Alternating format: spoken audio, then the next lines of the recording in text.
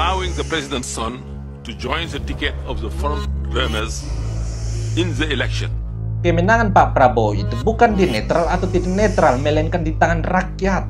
Sebenarnya beliau adalah anggota Komite HAM PBB atau anggota anak abah dan anak banteng.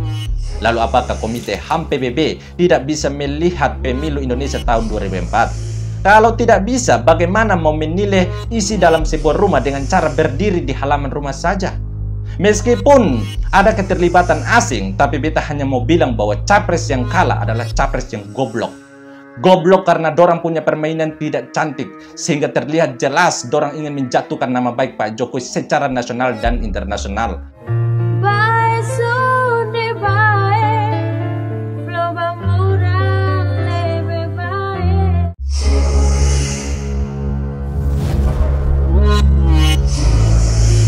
In February 2024, Indonesia held presidential elections. Campaigning took place in the aftermath of a last-minute court ruling that changed eligibility criteria, allowing the president's son to join the ticket of the front runners in the election. What measures are in place to ensure that high-ranking officials, including the presidents, are prevented from unduly influencing the electoral processes? Are allegations of undue influence under investigation? Menurut beta, pertanyaannya diajukan oleh anggota Komite HAM PBB dari Senegal terkait ketidaknetralan Pak Jokowi dalam pemilu kemarin. Itu bukan pertanyaan yang murni. Bukan pertanyaan serta kritikan yang muncul dari pikirannya sendiri, melainkan itu adalah pertanyaan titipan. Kenapa beta bilang titipan? Karena yang pertama, kalau bukan titipan, maka akan muncul pertanyaan, Senegal punya pengaruh apa untuk ikut campur dalam pemilu Indonesia? Jangankan Senegal, Mama Rika dan PBB saja tidak punya pengaruh. Kok ini cuma anggota dari Senegal mau ikut campur? Kan lucu. Prancis yang adalah tempat lahirnya hak asasi manusia saja sudah memberikan ucapan selamat pada Pak Prabowo. Rusia sudah memberikan ucapan selamat pada Pak Prabowo. Arab Saudi juga sudah memberikan ucapan selamat pada Pak Prabowo. Kok ini cuma anggota Komite HAM PBB dari Senegal mau intervensi pemilu Indonesia? Kan agak aneh. Lagian, netral atau tidak netral, tetapi yang menentukan adalah rakyat. Jadi Pak Jokowi membuat seperti apapun untuk mendukung salah satu capres, tapi kalau mayoritas rakyat tidak mendukung, sudah pasti capresnya akan kalah. Jadi kemenangan Pak Prabowo itu bukan di netral atau tidak netral, melainkan di tangan rakyat. Dan kalau mau berpikir kemenangan Prabowo akibat dari ketidaknetralan Pak Jokowi, maka kita bisa bilang bahwa pemahaman dari anggota Komite HAM PBB asal Senegal itu sangat dangkal. Kenapa dangkal? Karena beliau tidak memperhitungkan rakyat. Kita rakyat Indonesia ini juga punya HAM, punya hak politik untuk memilih pemimpinnya sendiri. Lalu kalau mau bilang Pak Jokowi tidak netral sehingga Prabowo Gibran menang, terus hak kita rakyat yang telah memilih Prabowo itu dianggap apa? Jadi menurut beta agak aneh kalau mau bilang itu adalah pertanyaan murni dari pikiran seorang anggota Komite HAM PBB. Kedua, kenapa beta bilang itu adalah pertanyaan titipan?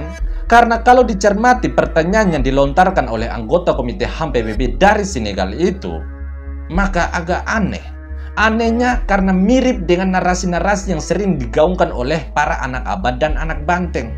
Anak abah dan anak banteng sering menyerang atau menyalahkan Pak Jokowi akibat putusan MK yang meloloskan Gibran sebagai cawapres. Lalu apakah seorang anggota Komite HAM PBB tidak bisa membedakan mana putusan dari yudikatif dan mana putusan dari eksekutif? Anak abah dan anak banteng sering menyalahkan Prabowo Gibran, padahal Prabowo Gibran tidak punya salah sehingga bisa mencalonkan diri sebagai capres dan cawapres. Anak abah dan anak banteng juga sering menyerang Anwar Usman, padahal MK telah mengambil langkah-langkah dengan cara memberikan sanksi pada para hakim MK. Lalu sekarang Anda anggota Komite HAM PBB bertanya bagaimana langkah-langkah yang diambil. Maka muncul pertanyaan, sebenarnya beliau adalah anggota Komite HAM PBB atau anggota anak abah dan anak banteng? Pertanyaan beliau itu mirip dengan bacotan-bacotan yang sering digaungkan oleh para anak abah dan anak banteng.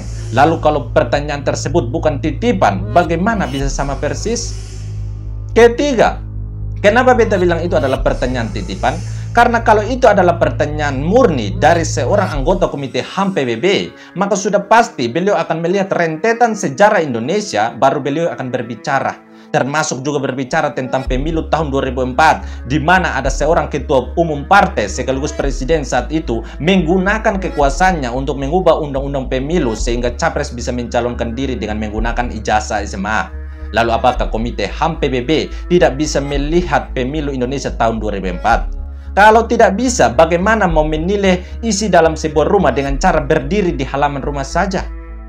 Lagian, menurut beta, Komite HAM PBB itu punya banyak masalah yang lebih urgent, lebih prioritas, contohnya seperti HAM di Palestina, HAM di Ukraina dan sebagainya. Lalu kalau Komite HAM PBB lebih memprioritaskan pemilu Indonesia dibandingkan dengan HAM di Palestina, Ukraina dan sebagainya, maka itu sama saja dengan Komite HAM PBB lebih memilih merawat luka di kakinya yang kecil daripada merawat luka di kepalanya yang besar. Dan itu sangat goblok. Lalu apakah Komite HAM PBB segoblok itu? Jadi kesimpulannya, pertanyaan yang dilontarkan oleh anggota Komite HAM PBB dari Senegal itu adalah pertanyaan titipan. Pertanyaan yang dititipkan oleh capres yang kalah pada Mama Rika, kemudian Mama Rika memerintahkan anggota Komite HAM PBB dari Senegal itu untuk mengkritik Pak Jokowi. Kemungkinan Mama Rika terlibat di dalamnya, karena sampai saat ini Mama Rika belum memberikan ucapan selamat pada Pak Prabowo. Dan Mbak Saudara juga tahu capres mana yang dekat dengan Mama Rika saat ini. Meskipun ada keterlibatan asing, tapi beta hanya mau bilang bahwa capres yang kalah adalah capres yang goblok. Goblok karena dorang punya permainan tidak cantik, sehingga terlihat jelas dorang ingin menjatuhkan nama baik Pak Jokowi secara nasional dan internasional. Internasionalnya lewat Mama Rika dan anggota Komite HAM PBB, dan nasionalnya saat ini Saudara melihat berbagai fitnahan yang menyebar di seluruh penjuru Indonesia. Jadi beta hanya mau bilang bahwa tim capres yang kalah adalah tim capres yang pecundang dan goblok.